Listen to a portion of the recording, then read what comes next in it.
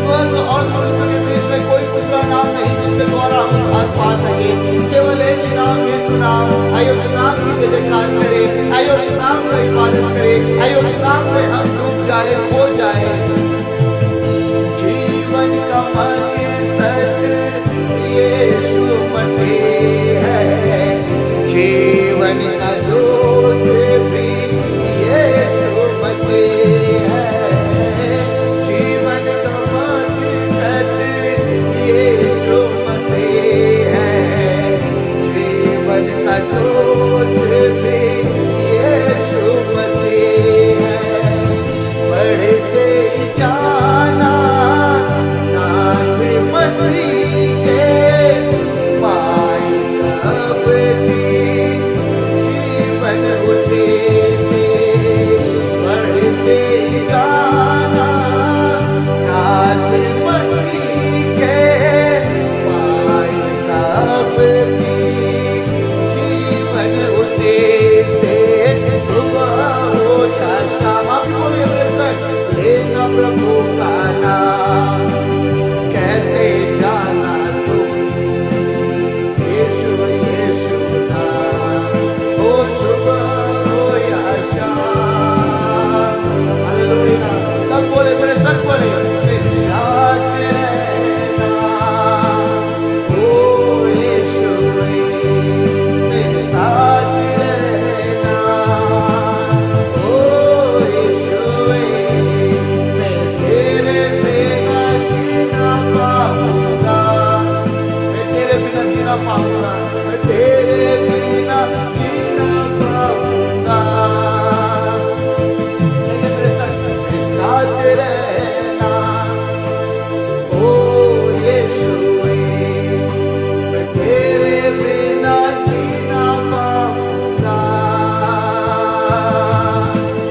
संकट के समय में मेरी माँ तू बन जा, दुखों के समय में मेरा पिता बन कर आ। संकट के समय में मेरी माँ तू बन जा, दुखों के समय में मेरा पिता बन कर आ। हाथों को उठाकर हालेलुया, धन्यवाद यीशु मसीह कहिए, हालेलुया, धन्यवाद यीशु के साथ हालेलुया कहिए, हालेलुया हालेलुया। दिल से बोले बोले बोले hallelujah hallelujah hallelujah hallelujah hallelujah. मौत के समय में मेरा जीवन तू बन जा, अंधेरों के समय में मेरी रोशनी तू बन जा।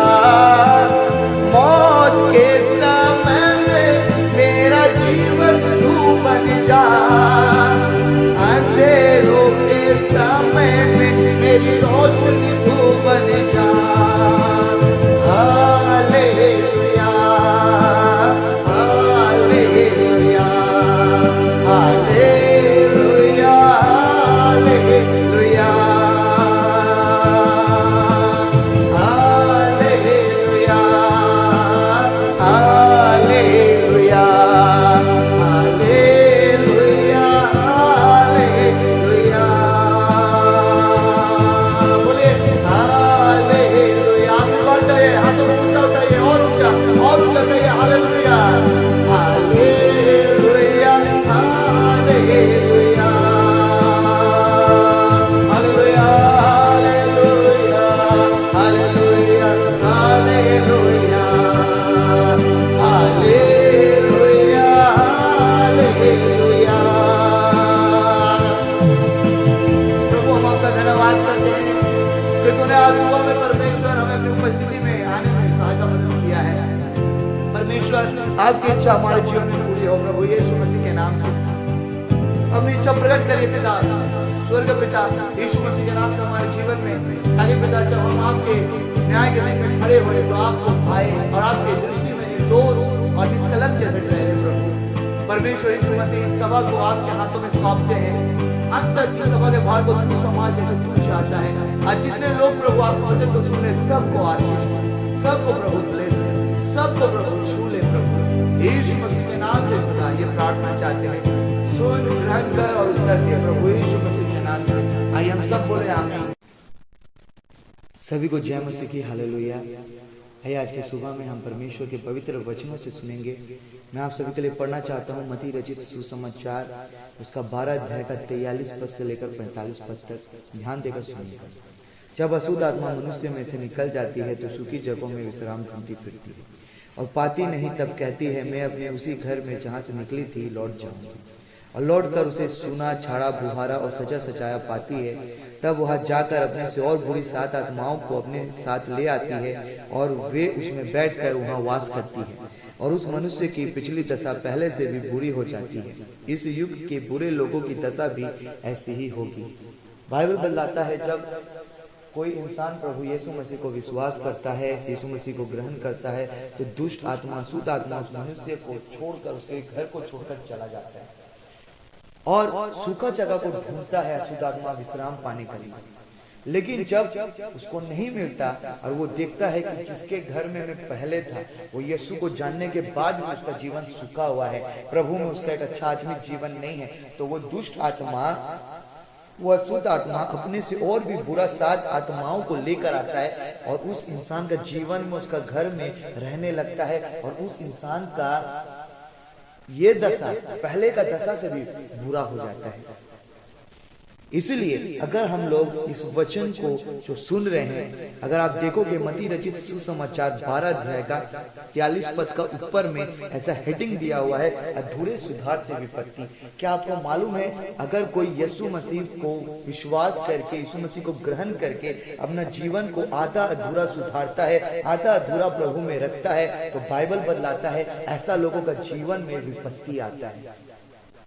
इसलिए अगर आप यीशु मसीह में हो, अगर आप यीशु मसीह को प्यार करते हो, तो आप सुनो, आप अपना जीवन आधा अधूरा प्रभु में मत रखो, वरना आपके जीवन में विपत्ति आएगा। ये चेतावनी मैं आपको देता हूँ। ये मेरा खुद का तरफ से दिया हुआ चेतावनी नहीं है, लेकिन परमेश्वर का आत्मा का तरफ से दिया हुआ ये चेतावनी है। इसलिए आप आज ध्यान देकर परमेश्वर के वचनों को सुनिएगा। अगर आप अपने परिवार को लेकर आप रहना चाहते हो, घर बना रहे हो, तो आप ऐसा कभी नहीं करोगे कि आप दाहिना तरफ का पांचिल उठाया, बाएं तरफ का पांचिल उठाया, सामने से पांचिल नहीं उठाया और ना पीछे से पांचिल उठाया, जस्ट एक कमरा सा बना लिया और ऊपर में ना छत दिया ना टाली दिया और आप अपने परिवार को लेकर रहने लगे। क्या ये अच्छा लगेगा? और ना ही आप कभी ऐसा करते हो कि आप ग्रोसरी राशन घर में उठा के लेकर आया और आप खाना नहीं बना रहे हो। ऐसा आप नहीं करते हो। आप अगर ग्रोसरी राशन लेकर आया तो आपको खाना बनाना होगा या आपका परिवार का कोई सदस्य बनाएगा, तब आप लोग खाओगे, तब आप लोगों का भूख मिटेगा। आप ध्यान से समझिए बातों को। आप अगर किसी गवर्नमेंट जगह में काम करते हो या आप कोई प्राइवेट जगह में नौकरी करते हो या आप किसी भी तरह का काम करते हो, आपको मालिक जो आपको काम सौंपता है, आप जब उसको कंप्लीट करोगे तभी तो महीना आने से आपको तनख्वाह मिलेगा। तो आप इस बात को समझो, अगर आप यीशु मसीह में हो तो आप आधा अधूरा आप नहीं रह सकते हो। आपको कंप्लीटली प्रभु में आना पड़ेगा। आप अगर खुद को आधा प्रभु में रखोगे, आधा संसार के पाप में रखोगे, तो बाइबल बतलाता है आपका जीवन में विपत्ति आएगा। आज आपको क्या लगता है सबसे बड़ा विपत्ति क्या हो सकता है? आप बोल सकते हो कि मेरा परिवार में आर्थिक समस्या है, ये मेरे लिए सबसे बड़ा विपत्ति का कारण है। आप बोल सकते हो कि आपके घर में कोई बीमार है, ये आपका परिवार में एक विपद का एक वजह है। आप बोल सकते हो अगर रास्ता में किसी का एक्सीडेंट हुआ, ये सबसे बड़ा विपत्ति आ गया लोगों का जीवन में, अगर कोई एक्सीडेंट आ गया तो ऐसा आप बोल सकते हो। या आप ऐसा भी आप बोल सकते हो आपका जीवन में कोई भी समस्या को देखकर ये ऐसा ये जो समस्या आया ये मेरा विपत्ति का कारण है मेरे जीवन में। लेकिन पता है बाइबल बतलाता है सबसे बड़ा विपत्ति क्या है। अगर आपको नौकरी नहीं मिल रहा है या आपका नौकरी है, नौकरी जाने वाला है, या आपका परिवार में कोई एकदम मृत्यु का छैया में है, मरने वाला है, आप अगर बोलो कि ये विपत्ति है, तो वो सब भी विपत्ति नहीं है। सुनिए, बाइबल बतलाता है जब कोई इंसान प्रभु यीशु मसीह को ना जानकर जब वो नरक का आग में हर पल जलता है, ये सबसे बड़ा विपत्ति है। और अगर कोई जानकर भी यीशु मसीह का आज्ञाओं में नहीं चलता है, बाइबल बतलाता है उसको भी नरक का आग में हर पल जलना पड़ेगा। और ये सबसे बड़ा विपत्ति है, नरक का आग में जलना, ये इससे बड़ा विपत्ति और कुछ नहीं हो सकता है। और बाइबल में लिखा है कि ऐसा विपत्ति किसके जीवन में आएगा? जो लोग अपना जीवन आधा संसार में रखा है और आधा प्रभु में रखा है। इसीलिए तो प्रकाशित वाक्य 3 अध्याय 15 पद में ऐसा लिखा है, परमेश्वर कहता है कि मैं तेरे कामों को जानता हूँ, ना तो तू ठंडा है और ना ही तू गर्म है, तू गुनगुना है। भला होता कि तू ठंडा होता या गर्म होता, मैं तुझे उल्टी करके अपने मुंह में से बाहर निकाल दूंगा। बाइबल में लिखा है जो कोई मसीह यीशु का सुसमाचार पाने के बाद यीशु मसीह में बढ़ना शुरू करता है, और वो क्या किया, यीशु मसीह में आते वो किसी बीच में मध्य में वो रुक गया और प्रभु में वो बढ़ने का कोशिश नहीं कर रहा। अपने आप को आधा संसार में रखा है और आधा प्रभु में रखा है। बाइबल बतलाता है, यीशु मसीह कहता है कि मैं ऐसा लोगों को उल्टी करके अपने मुंह में से निकाल दूंगा। यानी कि परमेश्वर कहता है कि मैं ऐसे लोगों को स्वर्ग राज्य में प्रवेश करने नहीं दूंगा। इसीलिए ध्यान देकर आप परमेश्वर का वचन सुनिए। अगर आज आप भी जगत का अभिलाषा में आप खोए हुए हो, अगर आज आप प्रभु में रहने के बाद भी आपसे संसार में रहकर पाप हो रहा है, तो आप समझो आपका जीवन में एक विपत्ति आने वाला है। आप अगर प्रभु में हो तो आपको अपना 100% जीवन यीशु मसीह में लेकिन समर्पित करना पड़ेगा। बाइबल में लिखा है, अगर आप देखोगे रोमियो रचित सुसमाचार उसका 2 अध्याय 12 पद में आप लोगों के लिए पढ़ देता हूं, ध्यान देकर सुनिएगा। इसलिए जिन्होंने बिना व्यवस्था पाए पाप किया वे बिना व्यवस्था के नष्ट भी होंगे, और जिन्होंने व्यवस्था पाकर पाप किया उनका दंड व्यवस्था के अनुसार होगा। बाइबल बतलाता है जो बाइबल को पाकर पाप करता है उन लोगों को ज्यादा दंड मिलेगा। इसलिए आप परमेश्वर का आज्ञा जानते हो। यीशु मसीह का कलाम कहता है गुनगुना नहीं रहना है, आधा अधूरा खुद को प्रभु में नहीं रखना है, आधा अधूरा जीवन को सुधार के नहीं रखना है। आपको पूरी जीवन सुधारना पड़ेगा। प्रभु में अगर आप हो तो एक भी पाप नहीं करना होगा और अपना जीवन को प्रभु में पूरा रीति से आपको समर्पित करना पड़ेगा। तभी जाकर बाइबल बतलाता है कि परमेश्वर का जब न्याय दिन में आप परमेश्वर के सामने खड़े हो जाओगे उसके न्याय सिंहासन के पास, तो उस दिन आप परमेश्वर के नजरों में निर्दोष और निष्कलंक ठहरोगे। आज ध्यान देकर परमेश्वर का वचन सुनिए। आज मैंने बहुत सारा लोगों को कलीसिया में ऐसा देखा है कि वो लोग प्रभु यीशु मसीह को मुंह से तो कहता है कि प्रभु आमी तोमाके भालोबासी, किंतु उसका मन प्रभु से बहुत दूर है।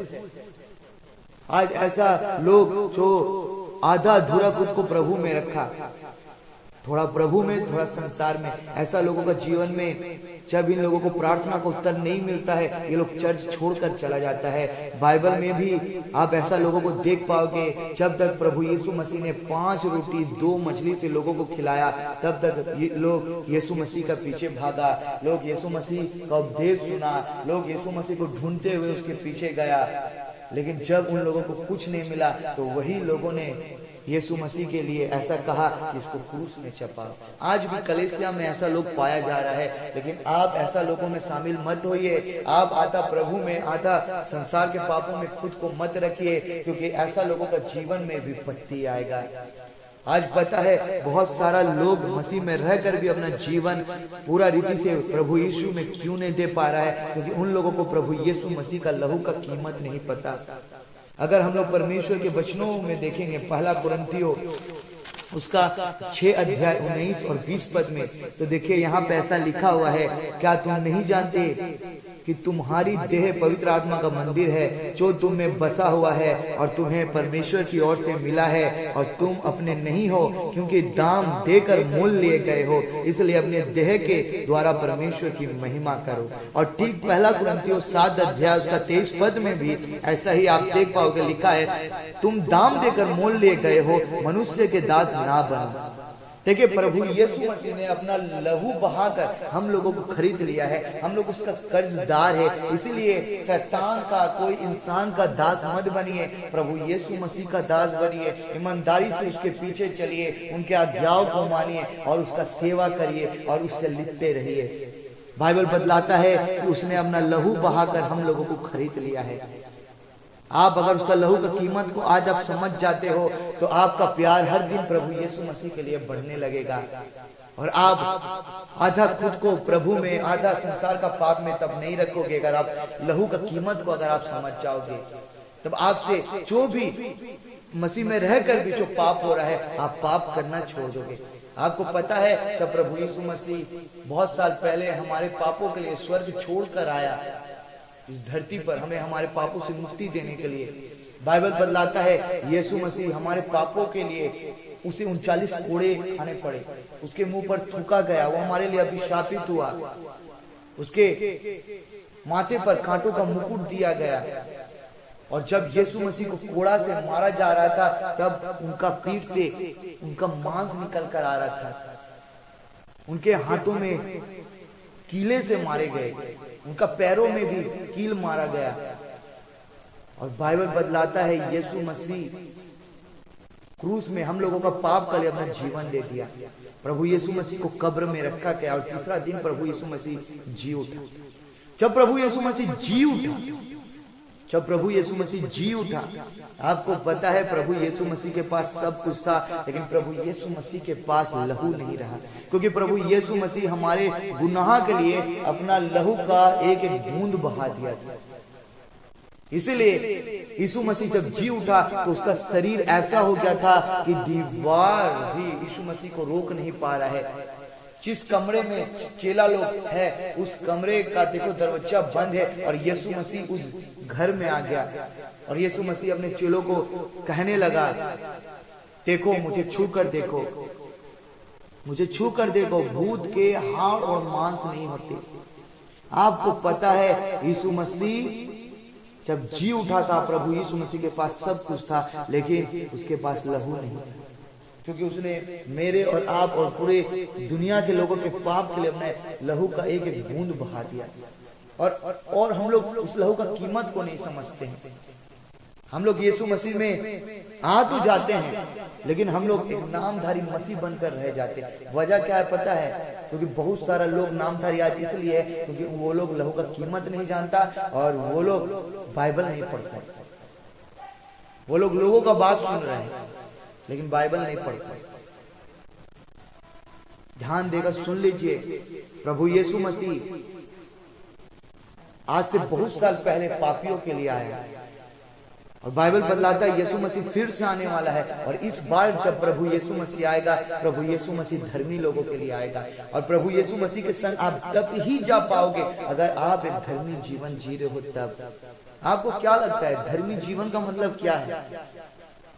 गरीबों को खाना खिलाना, ठंड के समय में लोगों को कंबल दान करना, ठंड के समय में लोगों को कपड़ा देना, गरीबों को कपड़ा दान करना, किसी का मदद कर देना, ये सब आपको क्या लगता है? ये सब काम करने के बाद आप धर्मी बन जाओगे?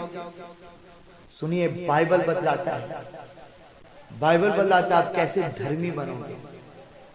आज अगर आप संडे चर्च आप आए हो, आप प्रभु का वचन सुन रहे हो, इसका बाद जो आपको 6 दिन मिलेगा ना, अगर आप इस 6 दिन में किसी का भी चुगली नहीं करोगे तब आप धर्मी बनोगे प्रभु के नजरों में। जब आप बाहर जाते हो या आप चर्च में आते हो, आप किसी भी बहन को जब देखोगे, अगर आप उसको 100% अपना बहन जैसा समझ के अपना बहन को आप जैसा आप इज्जत देते हो, वैसा ही आप पवित्र नजरों से अगर उनको भी देखोगे ना, तब आप एक धर्मी इंसान बनोगे। आप केवल रविवार को प्रार्थना करके वचन सुनकर चला गया और फिर 6 दिन प्रभु के संग कोई जीवन नहीं, ये सब बात आपको धर्मी नहीं बनाता, लेकिन आप जब प्रभु का आज्ञाओं में जियोगे, किसी भी तरह का पाप नहीं करोगे, आप एक धर्मी इंसान बनोगे। और बाइबल में लिखा है जब यीशु मसीह इस पर आएगा तो वो केवल धर्मियों को अपने संग लेकर जाएगा।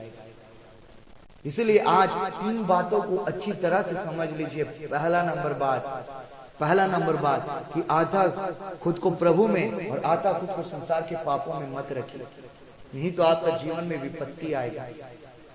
यह आपके लिए चेतावनी है आज के सुबह में। दूसरा नंबर बात कि यीशु मसीह का लहू का कीमत को समझ लीजिए। आप जितना ज्यादा आप यीशु का लहू का कीमत को समझोगे, आपका जीवन में प्रभु के लिए प्यार उतना बढ़ेगा। और तीसरा नंबर बात, इस बार प्रभु यीशु मसीह धर्मी के लिए आ रहा है। आप प्रभु यीशु मसीह के संग तब ही आप स्वर्ग लोग जा पाओगे जब आप एक धर्मी जीवन जियोगे। इसलिए जितना हो सके पाप को अवॉइड करिए और प्रभु का आज्ञाओं में जीना शुरू कर दीजिए। आधा अधूरा खुद को मत रखिए, प्रभु में सुधार कर आधा आज्ञा को मानना छोड़िए, ऐसा मत करिए। लेकिन पूरा जो भी आज्ञा परमेश्वर दिया है, पूरा आज्ञा को मानना शुरू करिए। लोग प्रभु को तो प्यार करता है पूरा मन से, पूरा दिल से, पूरा शक्ति से, पहला आज्ञा को मान लिया, लेकिन दूसरा आज्ञा पड़ोसी को प्यार नहीं करना। इसीलिए आपको आधा आज्ञा मानने से नहीं होगा, सब आज्ञा को मानना है। बाइबल में जितना आज्ञा दिया सब मानना है। इसीलिए आप देखिए बाइबल में लिखा हुआ है, याकूब का पत्री में आप सभी के लिए पढ़ देना चाहता हूं ताकि आप जान ले कि परमेश्वर, हमारा प्रभु वो ठट्टा वाला परमेश्वर नहीं है जिसमें आने के बाद आप मौज मस्ती में आप जीवन जियो, लेकिन प्रभु में अगर आप हो तो आप सीरियस रहना सीख जाओ। बाइबल में लिखा हुआ है याकूब का पत्री में, मैं आप सभी के लिए पढ़ देता हूं, ध्यान देकर सुनिएगा। याकूब का पत्री 2 अध्याय 10 पद में, क्योंकि जो कोई सारी व्यवस्था का पालन करता है परंतु एक ही बात में चूक जाए तो वह सब बातों में दोषी ठहर चुका है।